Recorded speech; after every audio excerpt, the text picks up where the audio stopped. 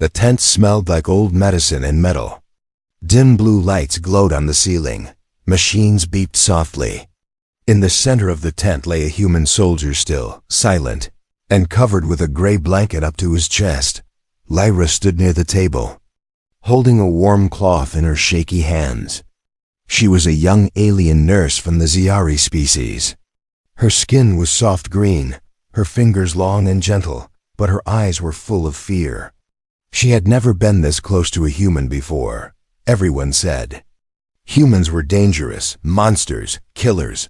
She had seen videos of war humans roaring with fire and rage, fighting against entire squads alone. But this one looked different. He wasn't fighting. He wasn't roaring. He was dying. His face was pale and sweaty.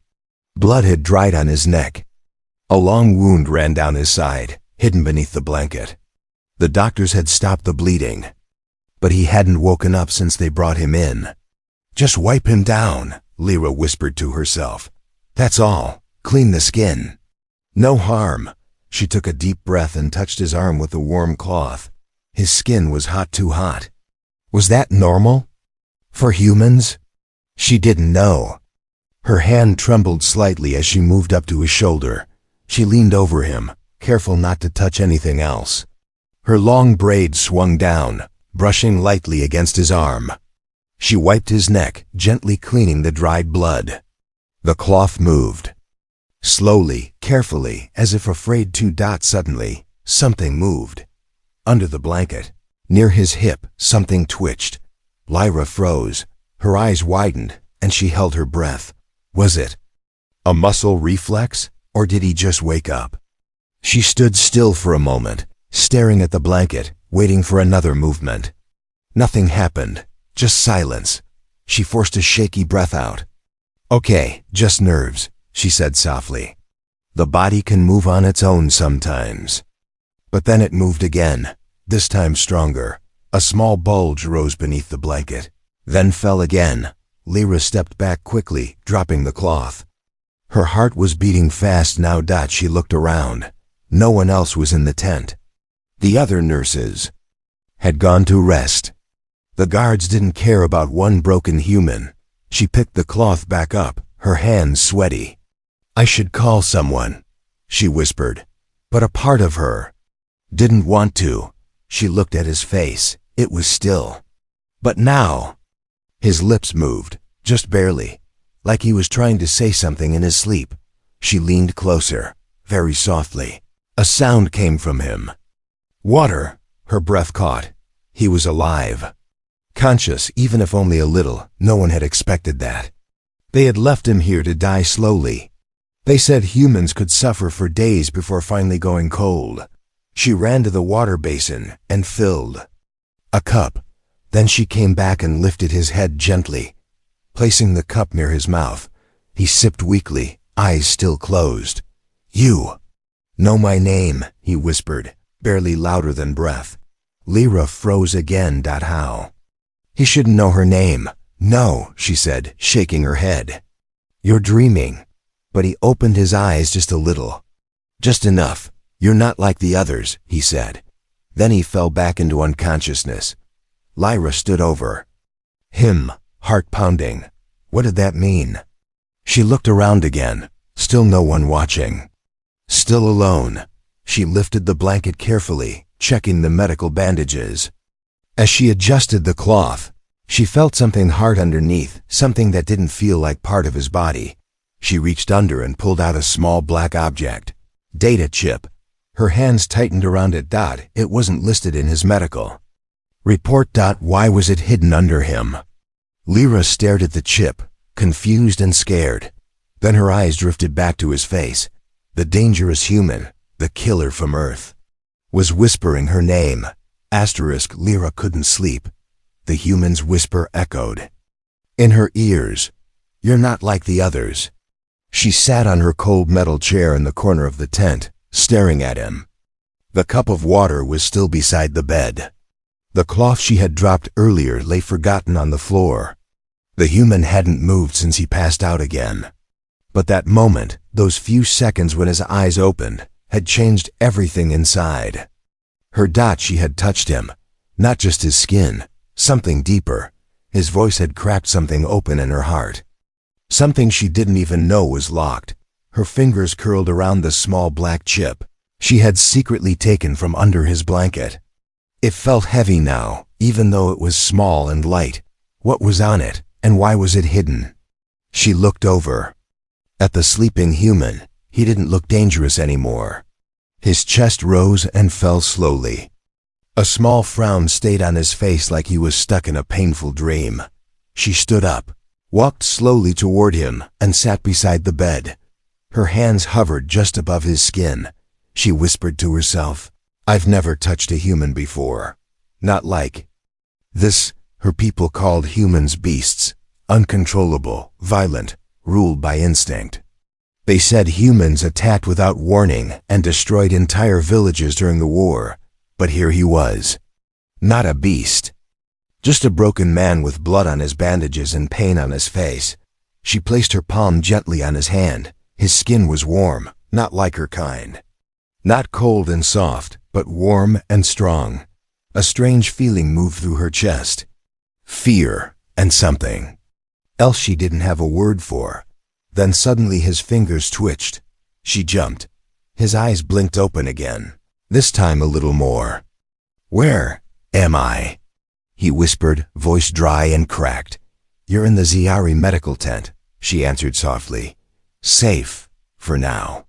His eyes locked onto hers, tired but not angry.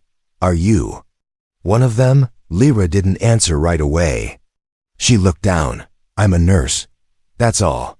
He coughed weakly. "They left me to die." She nodded slowly. "Yes, they think humans don't deserve care."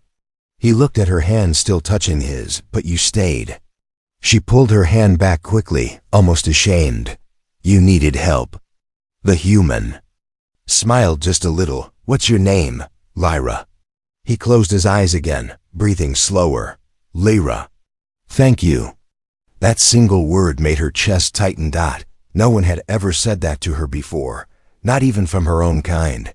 She stood and backed away, her thoughts spinning. She looked at the data chip again. If he was dangerous, why was he thanking her? Why would a soldier carry a hidden chip under his blanket? Unless it was not a weapon. It was proof. Proof of something her people didn't want others to know. She quickly walked to the back of the tent and pulled back the curtain. Behind it was a small console used by doctors to check medical scans. She plugged in the chip. The screen lit up. "Access denied, classified human record." Her hands shook. She entered a nurse code. Still denied. But the chip opened one image before it locked again. A photo. It showed the same human holding a small Ziari child in his arms, shielding her from an explosion. Her breath caught. He wasn't destroying, he was saving. She looked back at him. He was unconscious again, head turned slightly to the side. Peaceful for now. The warmth on her hand hadn't faded yet. Lyra sat back down beside him and whispered, "They lied to me about you." Suddenly alarms blared outside the tent. Lyra jumped to her feet. Red lights flashed. Voices shouted outside. She rushed to the entrance and peeked. Through the flap, a Ziari officer barked orders.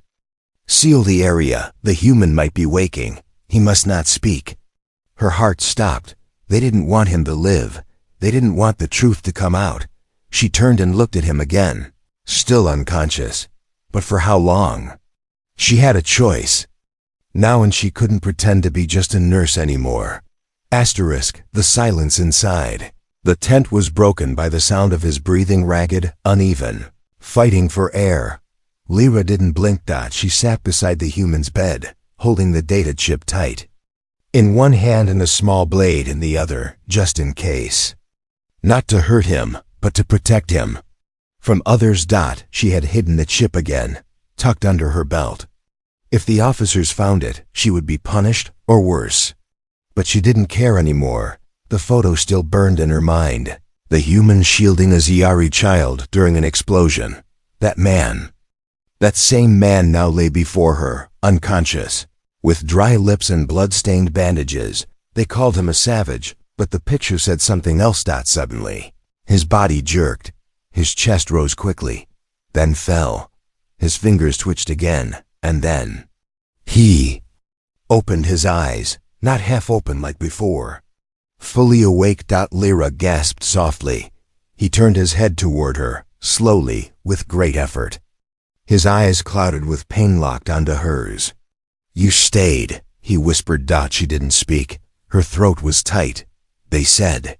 Humans don't feel," he added, voice dry like dust. "But you look like you're about to cry." Lyra blinked fast, wiping the corner of her eye. "I thought you might not wake up." He gave a weak, bitter smile. "They wanted that, didn't they?" Silence. Then he asked, "What did they tell you I did?" Lyra hesitated. "You burned down a refugee camp. That you killed women and children." He stared at the ceiling, a deep breath. "I saved those children," he said. "Zuri command bombed the camp. They didn't want witnesses. I tried to get them out." Lyra looked down. She couldn't hide her shaking hands. "I saw a picture," she said softly. "On your chip. You were protecting a girl." He turned his head again, painfully slow. "Then you know they lied." A long silence passed between them. Finally, Lyra stood up and poured water into a cup. She sat back down and helped him sip. His lips touched the water, but his eyes never left hers. "Why are you helping me?" he asked. "I don't know," she said honestly. "Maybe because I've been lied to my whole life." He looked at her. Again, this time softer. "You're the first Zuri I've seen with real kindness," she frowned. "I'm not kind. I'm scared.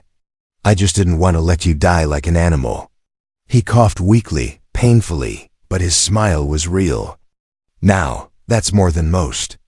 Outside, bootsteps approached. Voices. Lyra's ears twitched. "They're coming," she whispered. "They don't know you're awake yet. If they find out, they might finish what the battlefield couldn't." He looked at her. "Then you need to hide me." Lyra stood, panicked. "Where? This is a medical tent. There's nowhere to go." The human tried to move, but groaned in pain. Lyra quickly pushed him back down. "Don't move. You'll bleed again." The voices came closer. They were shouting something about checking the human. Lyra made a fast decision. She pulled off the white medical sheet and threw it over him. Then she grabbed another stretcher and slid it beside the bed to block him from view. The tent flap opened. A tall officer stepped in. His eyes were cold. "Has the prisoner stirred?" he asked. Lyra forced her voice to sound flat. "No, still unconscious. No change."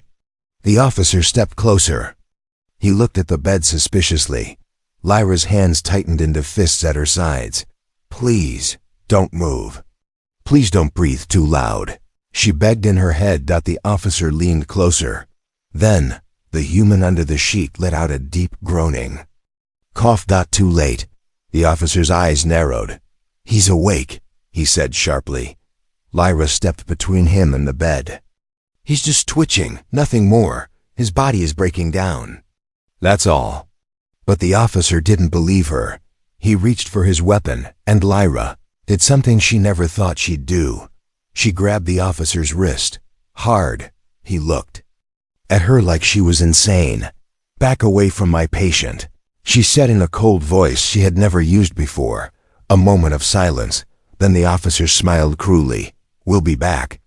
With orders to end his life. He left. Lyra stood frozen, breathing fast. The human slowly pulled the sheet off his face.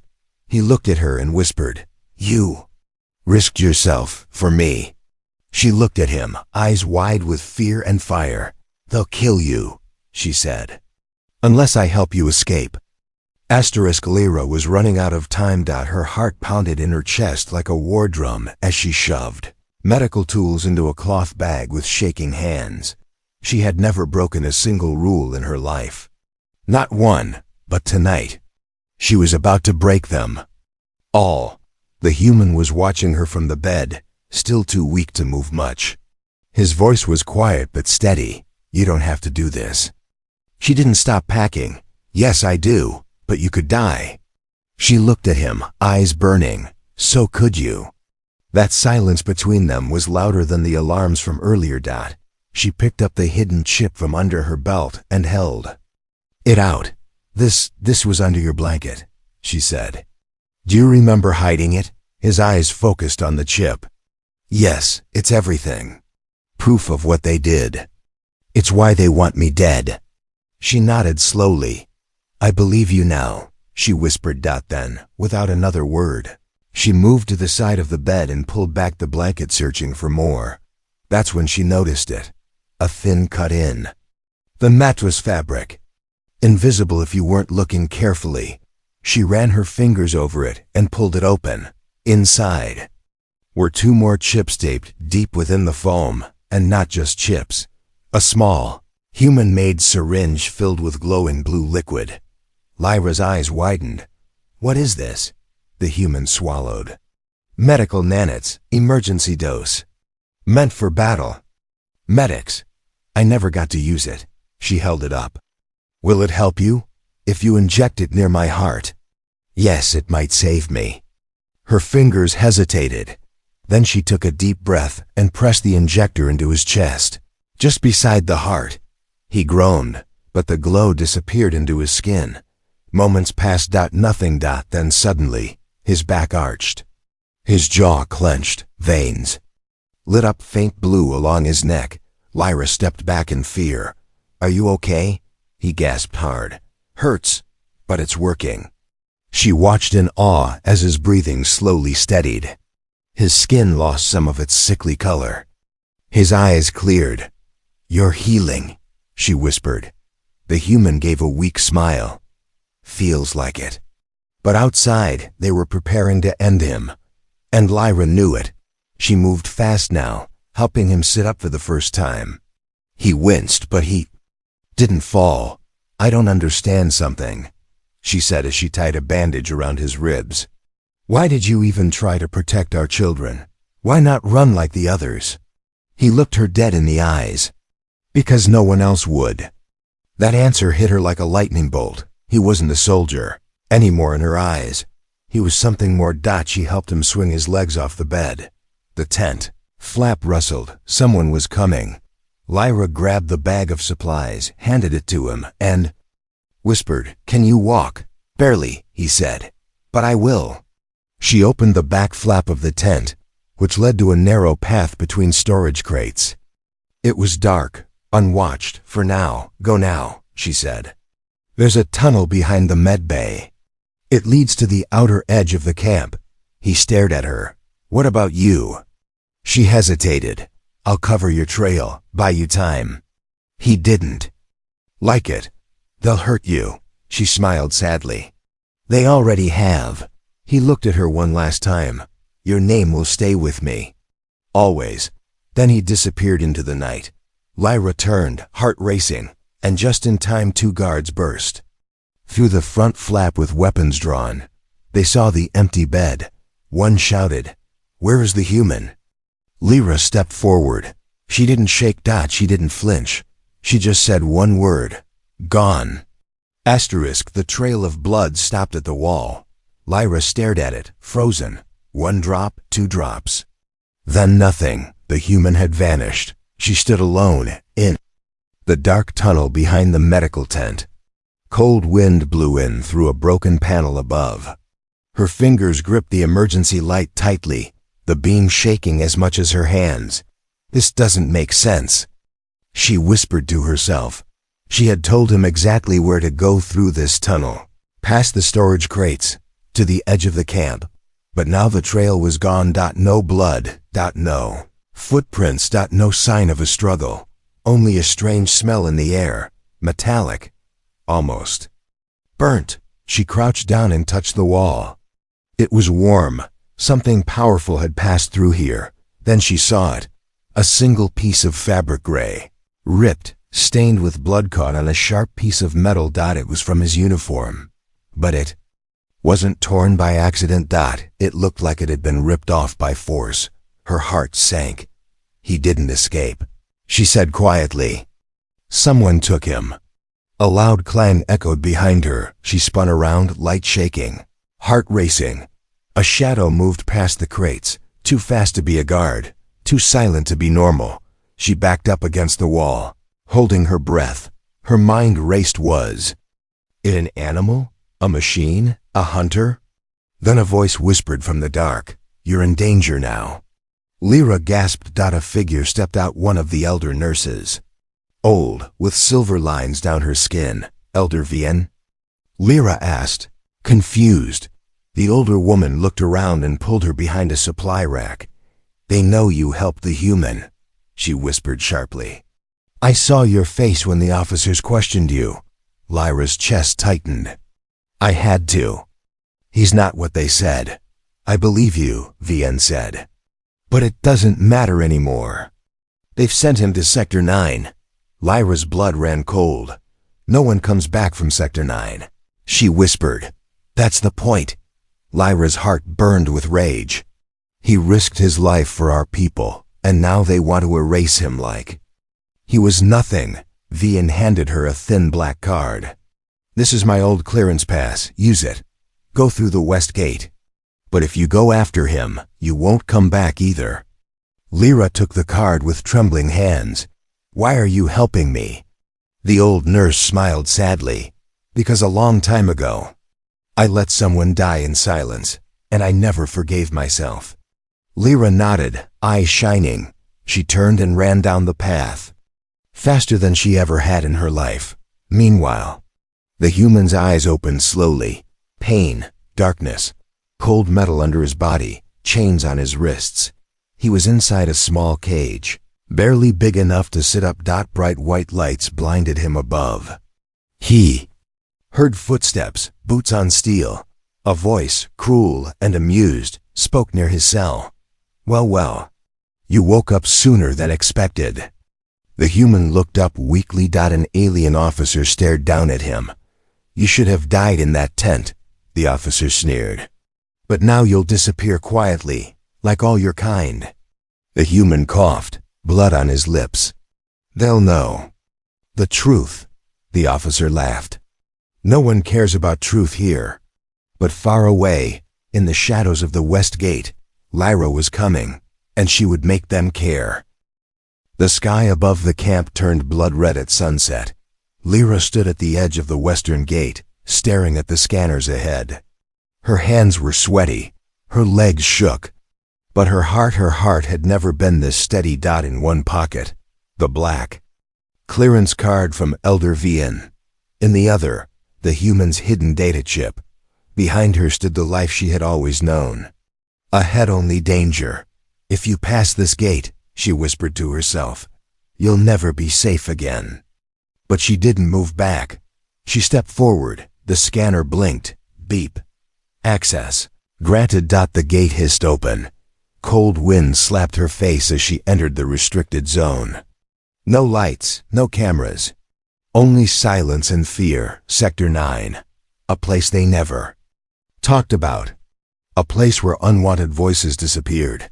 She walked carefully, her head low, her bag tight against her body. In the distance, she saw it, a massive dome surrounded by fences and shadowy guards. Inside, he was waiting, inside the dome. The human lay on the cold metal floor. Blood trickled from his lip. His hands were chained above his head. His body ached with every breath, but his mind was clear now. And burning. Not with hate. But with a promise. If he got out of here, he'd make them pay. Not with weapons. Not with blood. With truth. That chip Lyra found. It carried everything. Files, videos, records of crimes against civilians. Proof that his mission was never about war. It was about saving lives. He closed his eyes and whispered her name. Lyra. Back outside, Lyra found the service entrance. Locked.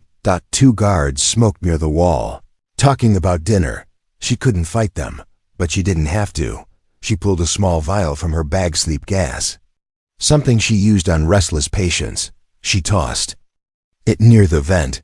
The guards laughed at the sound. Then fell like stones. She ran, Her heart beat louder with every step. She entered the dome. Rows of cages lined the walls. Dim red lights made everything look like blood. She passed broken beings, aliens of all kinds, all silenced. Some didn't even move anymore. Then she saw him. His head hung low. His arms chained, but he was alive. Human. She whispered. His head rose slowly. His eyes widened. Lyra? She ran to the cage. You came, he said, voice broken. I said I wouldn't let you die, she replied. Keys already in her hand. She unlocked the cage. He fell into her arms. I can't walk, he whispered. Then I'll carry you. She pulled him up, arm over her shoulder. You'll be hunted, he warned. I know, she said. As they limped toward the exit, alarms began to scream. They'd been found. Asterisk rain poured from the sky like the stars were crying. Thunder cracked above the forest as Lyra struggled to hold him up, one arm wrapped around his waist. Her boots slipped in the mud, but she didn't stop. Couldn't stop. Behind them, alarms still echoed. Red lights flashed far in the distance. Search drones flew through the storm, but the trees gave cover. She could barely breathe, but she kept whispering the same words in his ear. We're almost there. Just a little more. The human groaned, weak but alive. Each step felt like lifting a mountain. Yet she carried him because if she let go now, everything they had done would be for nothing. They reached a small abandoned shelter hidden deep in the woods. Metal walls rusted, but it still had power. Lyra opened the hatch and pulled him inside. Safe. For now. Inside the shelter. Lyra laid him gently on the old bed. His body was shaking from cold and pain. She found an emergency blanket, covered him, and lit a heater in the corner. The storm roared outside. But here was silence. She sat beside him and touched his forehead. It was warm, but not with fever anymore. A live warmth. She smiled for the first time in days.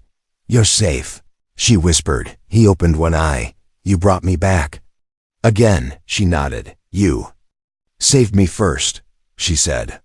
I just returned the favor. He tried to laugh, but it hurt. She laughed too, and cried at the same time. She reached under the blanket to check his wounds. Just like the very first night. But this time, when something stirred beneath it, she didn't jump. It was his hand. Slowly he reached out and placed it over hers. Lyra, he whispered. Back at the camp, I was ready to give up. She looked at him, eyes soft. So was I. He gripped her hand tighter. But then you touched me, and I felt something I thought I lost. She tilted her head. What? Hope. The words sat in the air between them like the final piece of a puzzle. She lowered her head to rest on the edge of the bed, her fingers still holding his. I don't know what happens next. Neither do I, he said, staring at the old metal ceiling. But we're still breathing.